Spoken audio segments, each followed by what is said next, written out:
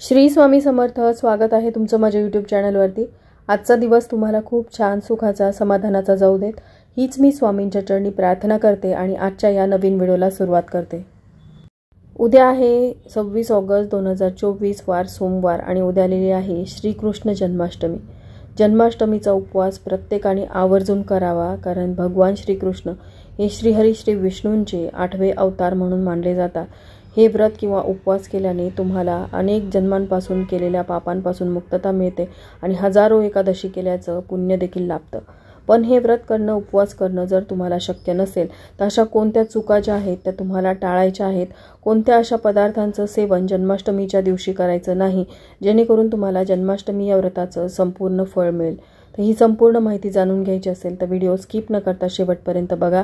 चॅनलवर पहिल्यांदा आला असाल तर नक्की सबस्क्राइब करा आणि असेच नवनवीन माहितीपूर्ण व्हिडिओ बघण्यासाठी बेल आयकॉनलाही क्लिक करा।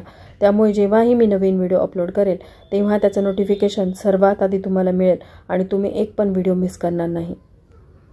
पौराणिक मान्यतेनुसार भगवान श्रीकृष्ण यांचा जन्म श्रावण महिन्याच्या कृष्ण पक्षातील अष्टमीला झाला होता। भक्त ही तारीख श्रीकृष्ण जन्मोत्सव म्हणून साजरी करतात आणि जन्माष्टमीचे व्रत करतात। आपल्या वेद आणि पुराणांमध्ये या व्रताच्या वैभवाबद्दल अनेक गोष्टी सांगितलेल्या आहेत।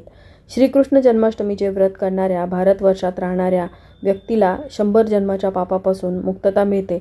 दुसरीकडे गर्भवती महिलांनी उपवास करण्याबाबत असे सांगितले जाते की जन्माष्टमीचे व्रत केल्याने तिचे गर्भ पोटात व्यवस्थित राहते आणि बाळ योग्य वेळी जन्माला येते।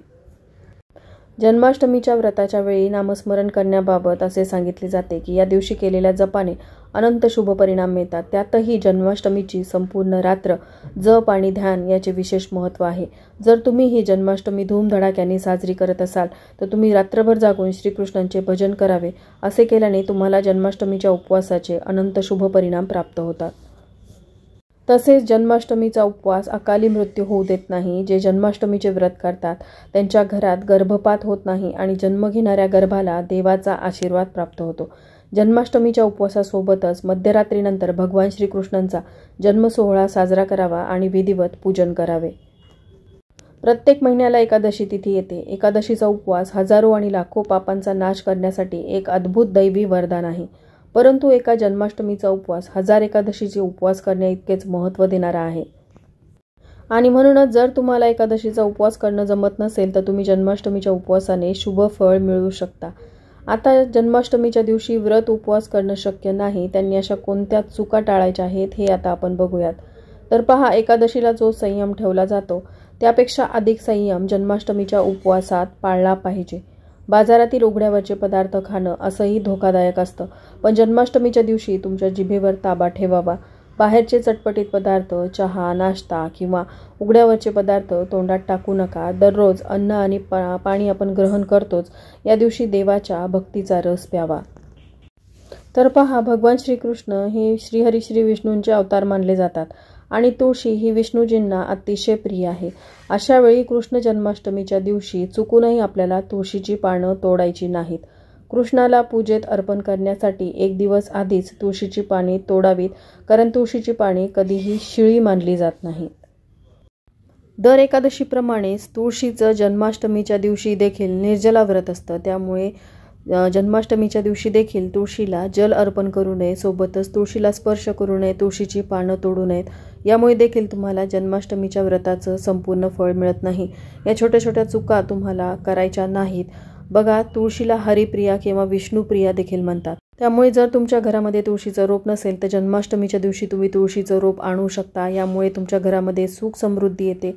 बघा, तुळशीपत्र अन्नावरती ठेवल्याशिवाय भगवान श्रीहरी विष्णू अन्न देखील ग्रहण करत नाहीत। इतकं महत्त्व तुळशीपत्राला आहे। त्यामुळे जन्माष्टमीच्या दिवशी तुम्ही जोही नैवेद्य दाखवणार आहात त्यावरती तुम्हाला तुळशीपत्र ठेवायचं आहे। त्यासाठी लागणारी तुळशीची पत्र असतील, मंजुळा असतील, त्या तुम्हाला एक दिवस आधीच तोडून ठेवायच्या आहेत। पण जन्माष्टमीच्या दिवशी मात्र तुळशीची पानं तुम्हाला चुकूनही तोडायची नाहीत।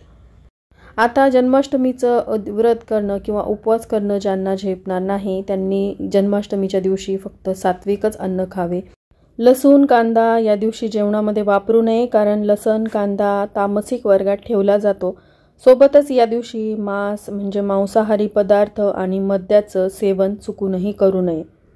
जास्त मसालेदार पदार्थ, तळलेले पदार्थ देखील या दिवशी खाऊ नयेत. सांगितल्याप्रमाणे सात्विकच आहार घ्यावा, जेणेकरून जन्माष्टमीचा तुम्ही उपवास जरी केलेला नसेल तरी या व्रताची संपूर्ण फलश्रुती मिळेल. कारण तामसिक पदार्थ व्रताच्या दिवशी वर्ज्य करणे ही देखील एक सेवाच आहे. त्यामुळे तुम्ही सात्विक आहार घेतला तरी देखील तुम्हाला जन्माष्टमीच्या व्रताचं संपूर्ण फळ मिळू शकतं. त्यासोबतच श्रीकृष्णांना गाय खूप आवडते. लहानपणी ते गुराख्यांसोबत गायी चरायला जात असत. म्हणूनच जन्माष्टमी किंवा इतर कोणत्याही दिवशी गाय आणि वासरू यांना मारू नका, अन्यथा श्रीकृष्ण रागावतील. गायीची सेवा केल्याने श्रीकृष्ण प्रसन्न होतात. त्यामुळे या दिवशी तुम्ही गायीला चारा खाऊ घालू शकता.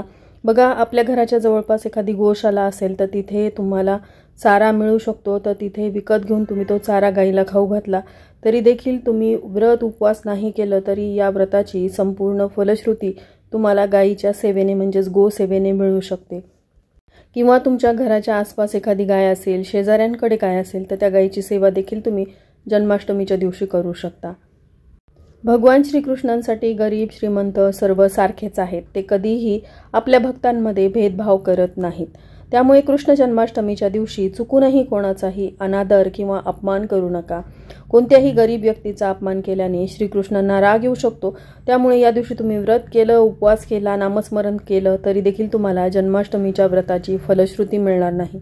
त्यामुळे ह्या ज्या काही चुका आहेत त्या आपल्याला टाळायच्या आहेत. आता उद्याची आलेली जन्माष्टमी आणि सोबतच उद्या श्रावण सोमवार देखील आहे. त्यामुळे अशा कोणत्या पदार्थांचं सेवन आपल्याला करायचं नाही हे आता आपण जाणून घेऊयात. जर तुम्ही जन्माष्टमीचं व्रत करत असाल तर या दिवशी फक्त फलाहार घेतला जातो. बरेच जण या दिवशी मिठाचं सेवन करत नाहीत, फक्त फळ किंवा ज्यूस वगैरे असं घेऊनच ते हे व्रत करतात, उपवास करतात. आणि जर तुम्ही जन्माष्टमीचं व्रत करत नसाल, फक्त तुम्हाला श्रावणी सोमवारचा उपवास असतो, तर अशा वेळेस तुम्ही श्रावण सोमवार म्हणजे जन्माष्टमीच्या दिवशी दिवसभर उपवास करायचा, फलाहार करायचा आहे आणि सायंकाळी म्हणजेच प्रदोषकाळी दिवसभर तुमची महादेवांची सेवा उपासना झाल्यानंतर मग तुम्हाला हा उपवास सोडता येणार आहे. पण आता जे जन्माष्टमीचं व्रत करतात त्यांना मात्र सोमवारी हा उपवास सोडता येणार नाही. दुसऱ्या दिवशी म्हणजे 27 ऑगस्ट रोजी गोपाळकाला असतो, त्या दिवशी तुम्ही उपवास सोडायचा आहे, जन्माष्टमी आणि श्रावण सोमवारचा देखील. पण जे श्रावण सोमवारचा उपवास करणार आहेत त्यांनी देखील जन्माष्टमीच्या दिवशी काही पदार्थांचं सेवन चुकूनही करायचं नाही.